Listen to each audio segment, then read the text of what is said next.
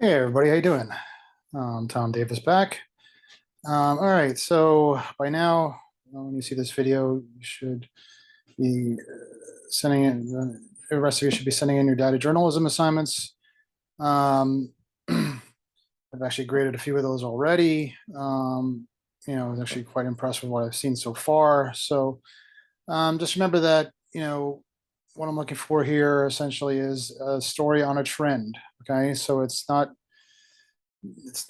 you're not reporting about the latest increase or one increase or that sort of thing. The lead really should basically be, how many times in the last 5 years has tuition been raised? Okay. Again, the whole idea is to really like come up with essentially a chart or a list. Really, not a chart. I don't want to freak you out, but just basically some sort of list that basically shows how much the tuition was raised every year. And they usually say tuition and fees, but whatever. Really looking at tuition. So um, again, like oops, I'm trying to go to the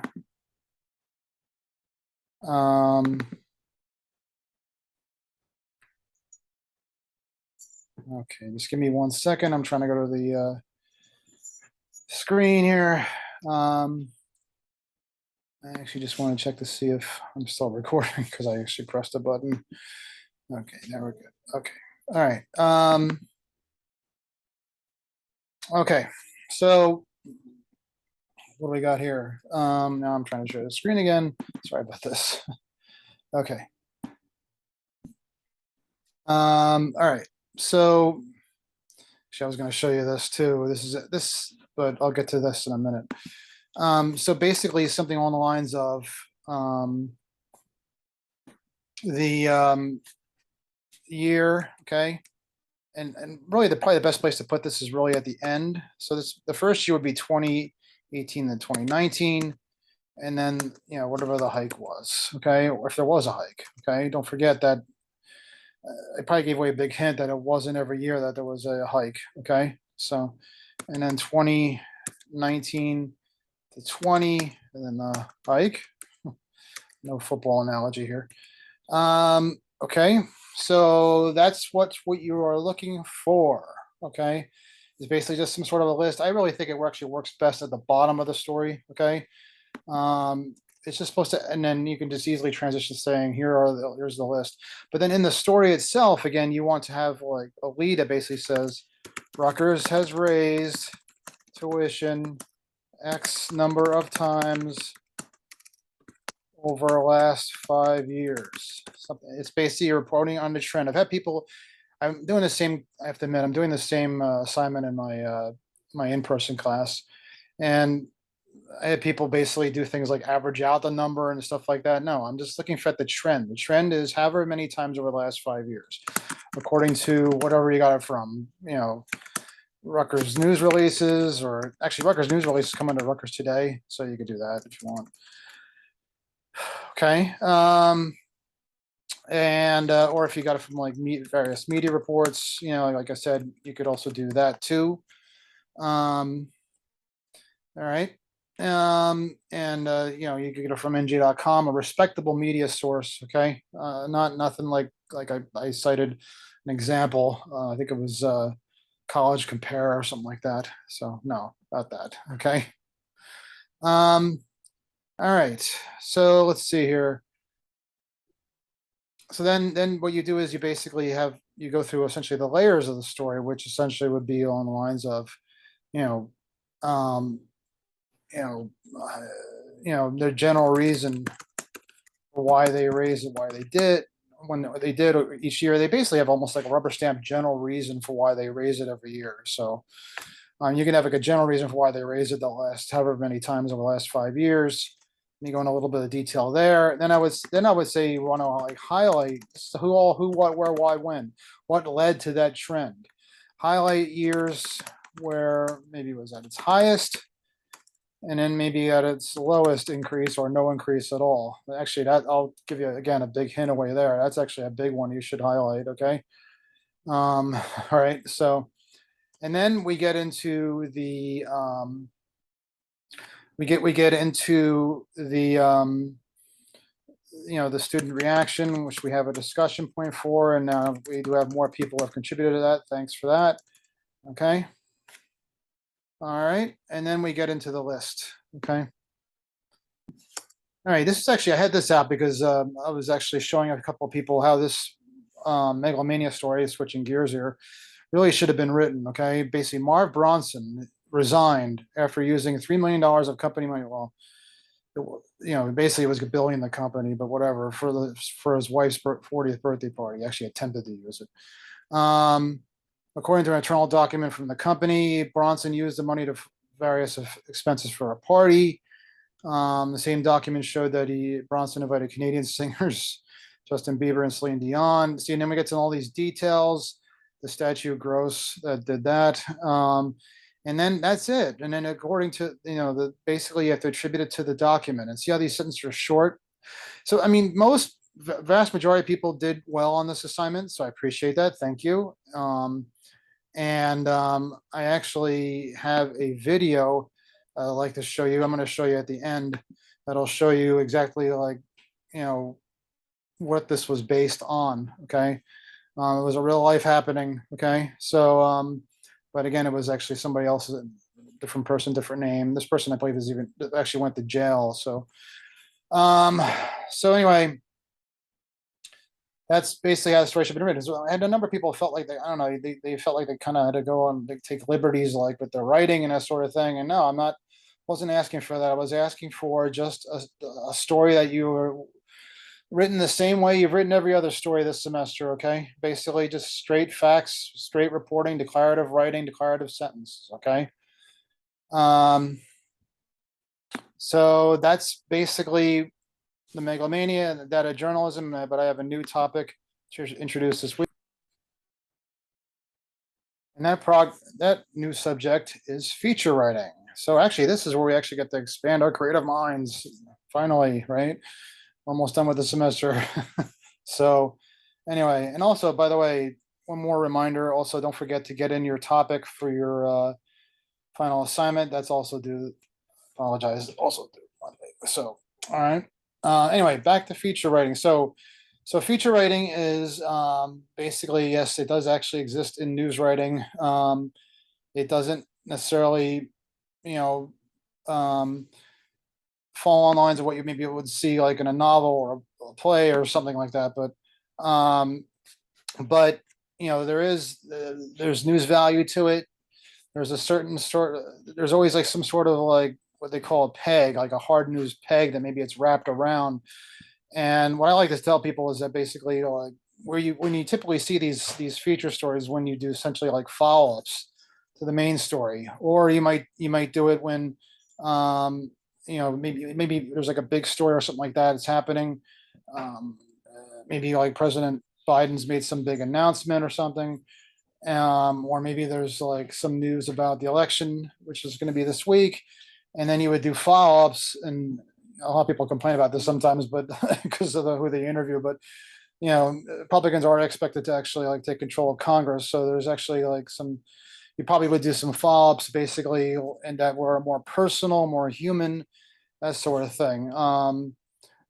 Maybe you would like focus on a certain person who maybe voted for Joe Biden 2 years ago, but then decided to go in a different direction, voting for his opposite party this time. And then you would personalize that reporting. Okay. In fact, now that I think about it,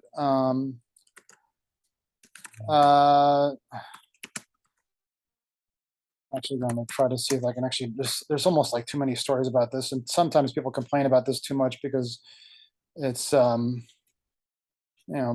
you probably could find like some of these stories already, like, that have already been posted. But like I said, they're usually like something that kind of like maybe kind of expands on things.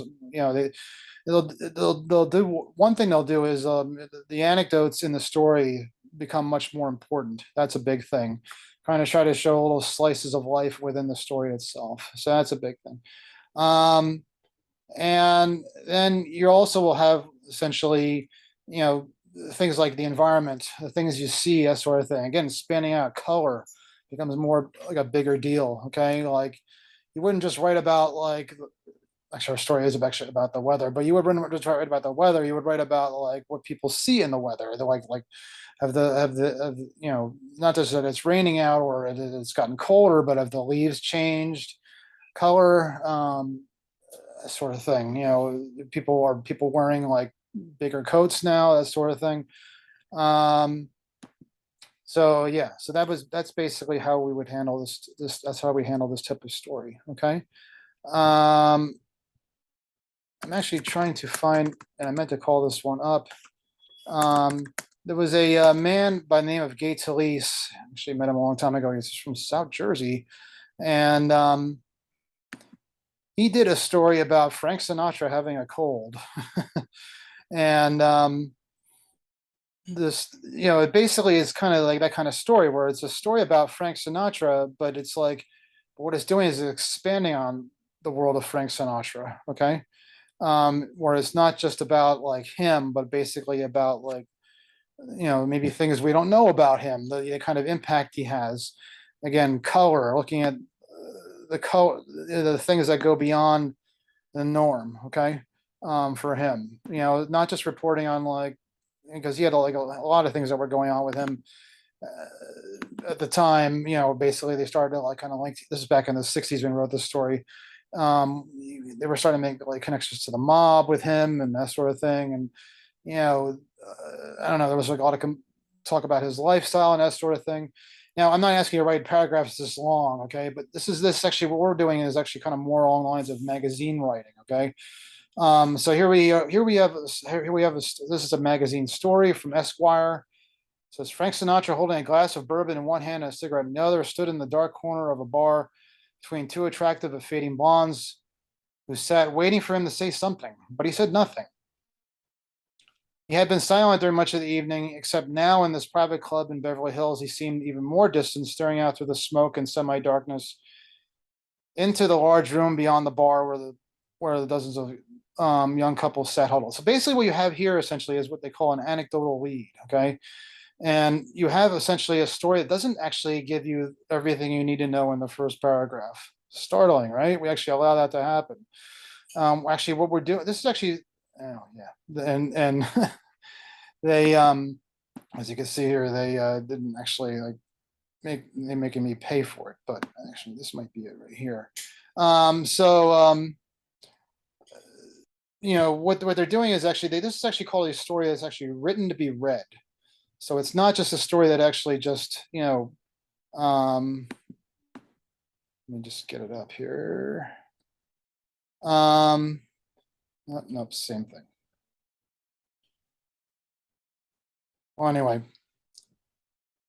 right down here is where they actually announced the news. Frank Sinatra had a cold. They basically go through all this litany of like all these terrible things that are happening to him, and like how this basically, you know, is such a big deal, you know, to him and that sort of thing. But then what is it? What does it really do? What is the big deal about why is it such a bad move? Why is it so terrible? It's because, as it says here, Sinatra with a cold is Picasso without paint. Yeah, I know. Let me just go back to that. This is essentially what they call the nut graph. Okay. I'm actually, oops. That's kind of funny, isn't it? I actually had a oh, okay. See if I can copy this. There we go. All right. Let me just go to here.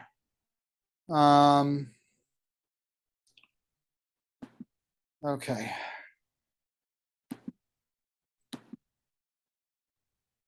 Oops.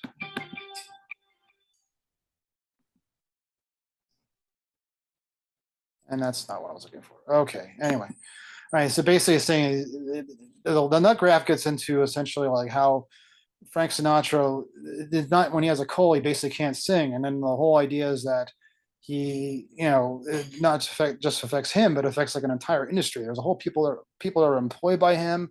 There's venues that are like dependent on him and the whole thing. So that's what's kind of the point of the whole story is about. But what it actually brings you there slowly and kind of creates essentially a setting for, um, why, why this is such a bad thing. Okay. As opposed to just giving it to you right in your face. It kind of like gives you some sort of suspenseful feeling. Okay. You know, people sitting around, people milling around, um, you know, people like kind of worried about him, the whole thing. And then like it's all about him having a cold. And it almost kind of gives you like this impression of like whoop-de-doo, but then it actually paints it in a way in the nut graph, which becomes the essential, most important paragraph of the story. Only it's what else they call a delayed lead. It actually gives you the story lower. Okay.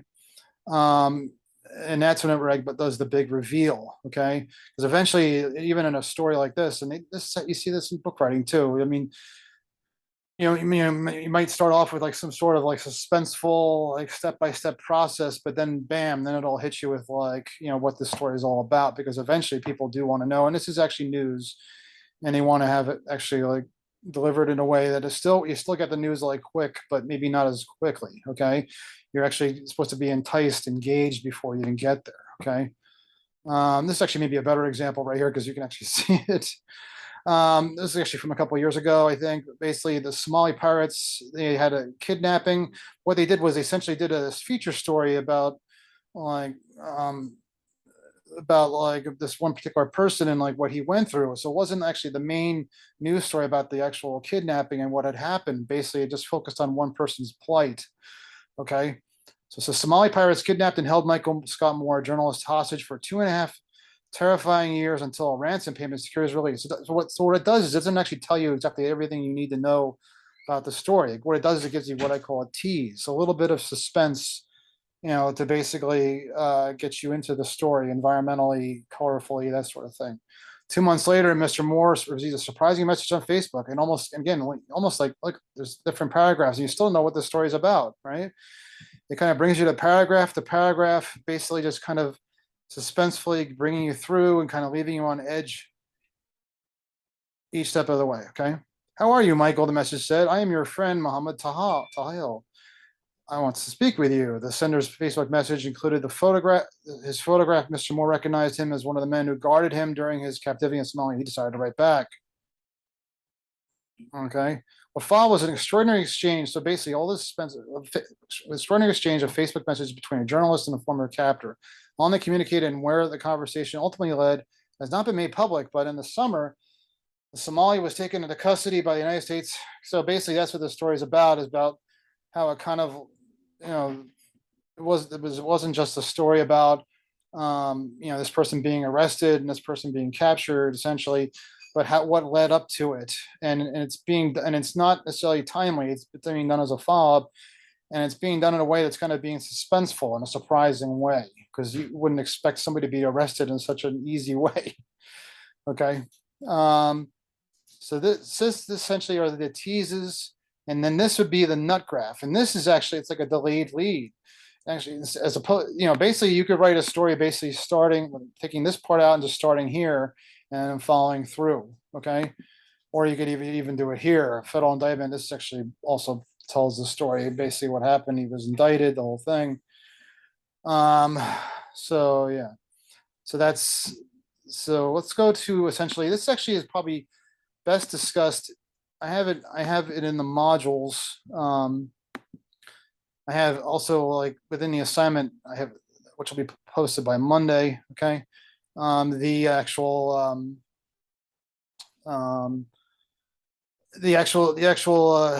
you know, I would say actually I actually have material from older books. Actually, I think actually work better than any than our actual textbook. Okay. But this is probably one place where maybe the modules will really do you well. Okay. So, or serve you well. Okay. So, and then I have a couple of examples right here. The Somali pirate story. I actually have a video here too that will actually, go into like how I basically took like stuff from a discussion point and turned it into a feature story. Okay. So writing feature stories, differentiating feature stories from news stories is misleading. Two actually have a great deal in common. The difference is an emphasis. The styles that are commonly used for feature stories assume that the reader has more time to read. Okay. So There you go. That's again, it's writing to be read. I like to say that these are the stories that are read by the people who actually take the train on the weekends, as opposed to people who are actually kind of crunched together like on the weekdays. They have more time to read, although it seems like everybody's working all the time now, every day, right? Feature writing is a way for both readers and writers to get away from the relevant facts only approach of most news stories. Okay. Okay, so the characteristics of feature writing: to the reader, the feature story must have a relaxed style of writing. So it's a little more relaxed. You know, like I said, you might actually, I still expect declarative sentences. I don't want like anything too fancy. I felt like I said, some people felt like they took liberty with like the megalomania assignment and felt like they had to kind of go into some analytical thing about Marv Bronson. And I was like, well, what's that all about? Just basically report the story.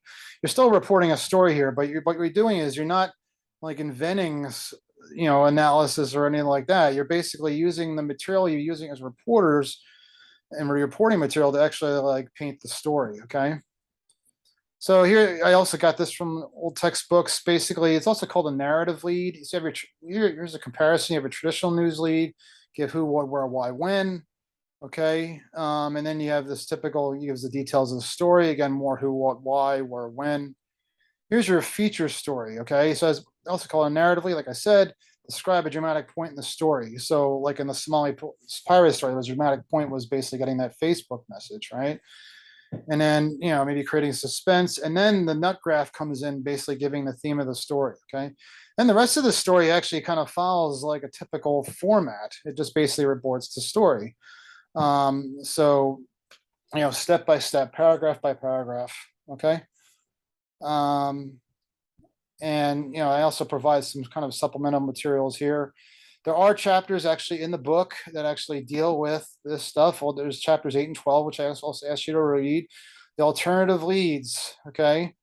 And this chapter actually gets into a bit of that. If a summary lead, then alternatively. A summary lead is basically the kind of lead that you typically would do. A new smoking ban took effect Monday morning. I'm sorry, Monday at Baltimore Washington Medical Center that ends the use of parking lots and outdoor shelters by smokers. Okay. But the alternative lead would be Terry King's Monday morning might have been rougher than just about anyone else's. What you really should do is the best thing to do with these kinds of stories, really to focus on one person. Okay. It's really one person. And then because then you could, I've had people like do these stories and they focus on like 10 people at a time. That's not really a good idea. Okay. When you start the story, because then you can't really dig into details or anecdotes that are really like a lot of information. If you go one person, you can dig deeper into an anecdote.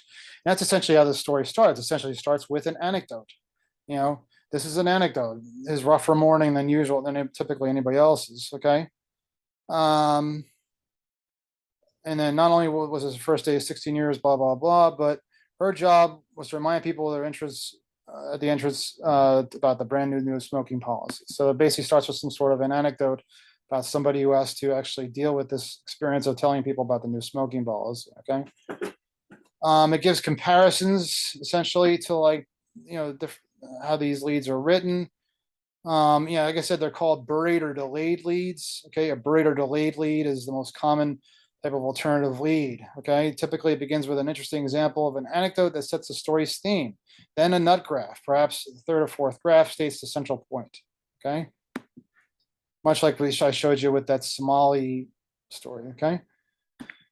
All right. And then, then one thing I want you to do is I'm not a big fan of people like when they do these stories, they like to do like quotation leads. I'm not a big fan of quotation leads. Quotations are not supposed to be like that prevalent in a story or that that prominent, because usually what they do is they actually just give you the sometimes if it's just kind of stands alone as a graph by itself, it's like vague, but it has to usually be typically like set up or something. Okay. It doesn't, or it has to have some sort of explanation ahead of time, like a transition. So if you have like unless it's like something really shocking, then I would say maybe it would work. But I've had people kind of mistake the idea that a feature story should be start with a quotation lead, and it really shouldn't. Okay. All right. Yeah. And then a lot of times, like maybe there's like irony that that's used. Like look at like some sort of a quality, suspense. Irony was like the kind of, and suspense was like kind of that Somali pirate lead. Basically, you had I mean, basically, the irony was like, how could somebody like walk into this trap so easily, you know? Um, and then the chapter 12 actually deals with actual feature stories. Okay. Um, and that will be coming up soon, I hope. Actually, it's not coming up. Okay. It's not coming up for some reason. Anyway, um, you know, Universal, let's see here. Let me just see if I go there, we'll go to, yes, okay. That's alternative leads. I'm sorry. Feature stories. See if that won't come up. Okay. Finding that won't come up. I don't know why they won't come up. Okay. So parts of feature stories, the lead of the feature story, the only requirement of the lead of the feature story is that it interests people, making them want to stay with the story to learn more. The story can start with either a summary lead or a type of alternative lead. Again, they talked about in chapter 7 and 8. One cannot help but admire, blah, blah, blah. Okay, so then it goes into basically kind of more elaboration about how that's done. Okay. Um, the ending of a feature story. I mean, I'm not really going to get into that. Like I said, this isn't the material I provided you in the module. I would say is best. I mean, you could just basically end the story the same way you've ended every other story. And I think the best way to probably end any kind of story is probably maybe with a quote or something. Okay, or the story just kind of ends. Um, basically like talks about like different places where you use it. Features. I mean, features, you see them in magazines like National Geographic, that sort of thing, obviously. Um, you know, hobby features, as another term that's actually used for this kind of writing, it's called soft news. Okay. I mean, it could be like a hard news topic, but it has like a soft kind of like angle to it. Okay. All right. So let's see what else here. Um, and they basically, like, some of these chapters I showed you here, they talk about that, like, you know actually now, also I gave you some kind of like also some web stuff that actually kind of shows some comparisons to the straight news lead. It's just about just the facts, but an anecdotal lead stuff he uses using an anecdote to illustrate what the story is about. Okay. And in that video I show how that's done. Okay. I actually have an example that I actually put on the assignment that I have for you guys. Again, I'm taping this over the weekend, so I don't have this posted yet. But okay. But anyway, here, and of course the rewrite for the data journalism assignment is due.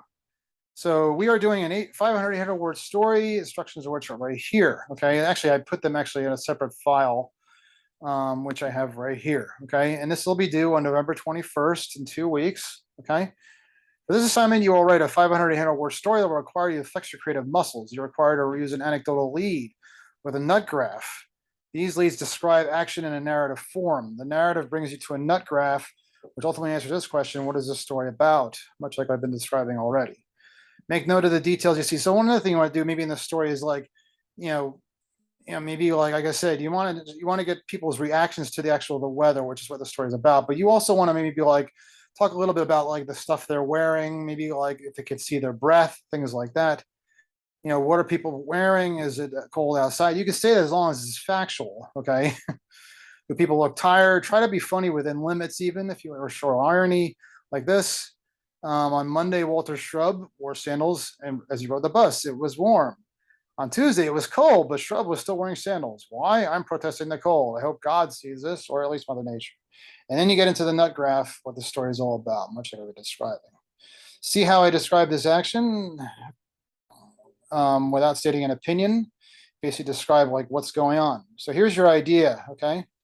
Interview people about the weather and the changing of the seasons and how it's impacting them, and write a 500, 800 word feature on it. Talk to them about the weather and how they're adjusting. Describe the color of the leaves, the grass, the sky. Write a story about how people don't appreciate this time of year. Are they going outside? What do they think about the colder weather? Okay, so you can really interview anybody about this. Okay, but there is a discussion point that I'm posting for this. So basically, just ask that same question again. This will be posted on Monday. when this video will be released. Okay. It's gonna, oh, it's not there. I'm gonna pin it. Don't worry. How do you feel about the weather and the change of seasons? And also, when you actually like, if you, please put your interviewee hat on for this, and basically, describe. You try to use some anecdotes, some personal anecdotes about like getting up in the morning and like this. That's one of the why is this story important? Well, it's important because like people want to know like what's the weather like there, or like do they have to like get driving? Is that a deal, or even going outside? Like what kind of if it's like we've had a lot of warm weather even though it's November lately, like like one of the big decisions a student might have to face, may seem trivial, is like, do I bring a coat with me to my class if I have classes all day, and then you end up and then it's warm, you end up having to tie it to your waist or something, I mean, those may seem trivial, but those are actually like big questions you have to face. Okay. um and then let's see what else we got here, and then go back to the assignment itself. Like I said, I actually provide a video basically describing like how I showed discussion points. I can do that again for you once we get some discussion point stuff. But that I show you how basically how that could be done. And then I have an example of a story that actually I thought worked really well because I've done this assignment before. Yes, I have. And let's see here. I thought I had it up. There it is. No, that's not it. Okay. Let's see. Just looking for the, oh, nope. I thought I had it up, but it's not showing. Oh, I know where I have it. I have it right here. I'm sorry. That's not it either, actually. Okay. Let me just see if I do this, I'll get it. Okay. So Kenji Demarest, a Rutgers student, said the recent weather in Jersey has been amazing because the sunshine puts him in a great mood. It was actually done in the spring, okay? So you can't like exactly copy off this. He enjoys the hot weather because he loves immersing himself in the sun rays. That's a big question in the spring, is actually does it go from cool to hot, right? Demarest loves the summer days because it allows him to lounge outside while reading his favorite books. See how it's kind of like we don't really necessarily know what the story is all about, okay? And then it goes into like basically him growing vegetables. And then we got our nut graph. Rutgers students say that despite the heat waves they've been experiencing, they are pleased with the temperatures stable at 80 degrees because it allows them to get social. So then you have your nut graph. It basically says, you know, how lots of people are just like Kenji Demarest. They are enjoying this, and and you know, and but at the same time, it's not too hot, so it's not like not unbearable. So they're enjoying this, and then basically that's like your overall theme or nut graph. Okay. All right, so that's what I'm asking you to do here, and then it actually, like I said, then it goes into transitions. Here's a transition right here. Some students do not appreciate this time of year because the overwhelming heat is uncomfortable and causes. And then you get into more anecdotes. Christina Kang, a Rutgers student, said the change of seasons from spring to summer had brought back her allergies, preventing her from enjoying the nice weather. She also does not like how the summer weather fluctuates because she struggles with finding her clothes to wear. So, and then we have a quote. It's a little bit of a long quote. On the other hand, some Rutgers students say they love adjusting to the warmer weather because it provides them with a sense of comfortability and freedom. Okay.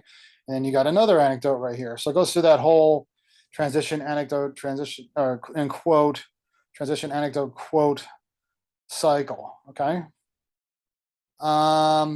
Okay, so let's see here. So yeah, so that's basically, like I said, there's a video for that basically goes into that, some more explanation, some more text material if you would like to look at that. An example of a story that worked. Okay. So this story is due on November 21st, 2 weeks from today. Okay. So that's all I have for you guys today, actually. And actually, oh, that's right. I was going to show you the video on the megalomania. So let me do that. So basically, who was Mara Bronson? Mara Bronson was based on a character by the name of Dennis Kozlowski, who actually, this was actually done a long time ago. So you can tell I've been doing this a long time. And he was a guy that basically threw that party that went crazy. Okay. What I'm gonna do is I'll show you this, but I'll just kind of maybe, I know it's been a long video already, so I'll just kind of like maybe scan through it a bit. You're going to see some people brought up. You're going to be surprised, but basically, like the difference is that this guy actually got arrested. Different people were involved. The whole thing, different company. The whole thing, it was a big company, like Megalomania, but But you know, it wasn't necessarily like, you know, From and then Tycho. but you know, to a shakeup, and they had to do something. Okay. And it shows that basically, if you do bad things, it could have like a big, wide-ranging impact. Okay. So let's go to that now. And here it is. A year ago or so, the air was thick with tales of corporate scandal, lost pension funds, big-time theft, and even bigger-time prison sentences for the Enron gang. Then there was Dennis Kozlowski, CEO of Tyco, who was found guilty of, in effect, using Tyco's immense financial resources for what the prosecution described as his own personal piggy bank. You might remember the $6,000 shower curtain and stealing over $100 million from the company. Well, we wondered how the man who could whistle up a corporate jet on a whim or throw a $2 million birthday party was doing in his reduced circumstances. What's it like to go from king of the world to prisoner number 05A4820, serving 8 to 25 years behind bars? Once again, Dennis Kozlowski. We caught up with Dennis Kozlowski at Mid-State Correctional Facility in upstate New York. How are you doing? I'm doing okay. Guests include murderers, drug dealers, and pedophiles. Okay, so I'm gonna actually skip through to like some of his stuff. You know, he was basically compared to Gordon Gekko. If you've ever seen the movie Wall Street, but he had he had like some expensive tastes. Okay. The country. We had a pay-for-performance culture at Tyco, so most of the money I earned was in the appreciation of Tyco stock. One year you made, I think, $170 million. I'm not sure 170, but I made over 100 million. Yeah. Well, more money than you 10 million possibly here, 10 exactly. million there. Who cares? But what's it like to earn that kind of money? It's a way of keeping score, I guess. Keeping score meant keeping up with the masters of the universe. $30 million to build a mansion in Boca Raton, acquiring homes in Nantucket and Colorado, and just loose change $16 million for Endeavor, a vintage yacht. Wealth meant one thing, social acceptance another. He and his second wife, Karen Mayo, spent millions on painting. He joined the board of the Whitney Museum.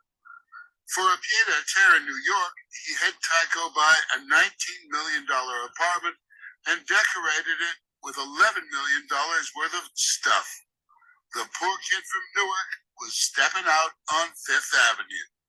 Would Dennis Kozlowski a few years ago even contemplated going to Europe to buy old master paintings? No, absolutely not. You know, it came with earning the amount of money I was earning at the time. Was it your idea, or were you invited to join the board of the Whitney? Oh, it was not my idea at all. I was invited to join the board, and I never made a board meeting. So you were invited because they like having really rich guys on the board. I assume it wasn't for my knowledge of art. Became classic tabloid headlines. Let's talk about like where he lived. Mocking the CEO's taste and his greed. The $50,000 doggy umbrella stand. And the ultimate symbol of his downfall, that $6,000 shower curtain. The coverage was really punishing. That was horrible. As overblown as the coverage may have been, you signed off on those. I signed off on a decorator to decorate the type of apartment. And beyond that, that was my involvement. The first time I heard about that shower curtain, the first time was after I was out of the company, and I read about it in a newspaper, and I was calling around asking, where's the shower curtain? But to this day, I wouldn't know it if it fell on me. So. Then there was the 40th birthday party for Kozlowski's wife, Karen, in Sardinia. It was togas Look familiar? galore. A 4-day festival of flesh. Let's rock. Jimmy Buffett was flown in for the music, and guests were treated to a special cake, an anatomically correct woman with exploding breasts. The cost was over $2 million. Since Kozlowski claimed it was in part a work retreat, Tyco footed half the bill. Was it embarrassing for you, though, when they played that tape? Oh, it was kind of horrible. orgy going on. Horrible. It was over the top. Look at that. I was taken aback by it, but I smiled and worked my way through it. Wanted the night to end as fast as I could. Donald Trump called your behavior tacky. Tacky. Tacky from Donald Trump? From Donald Trump. Oh, well, he would know.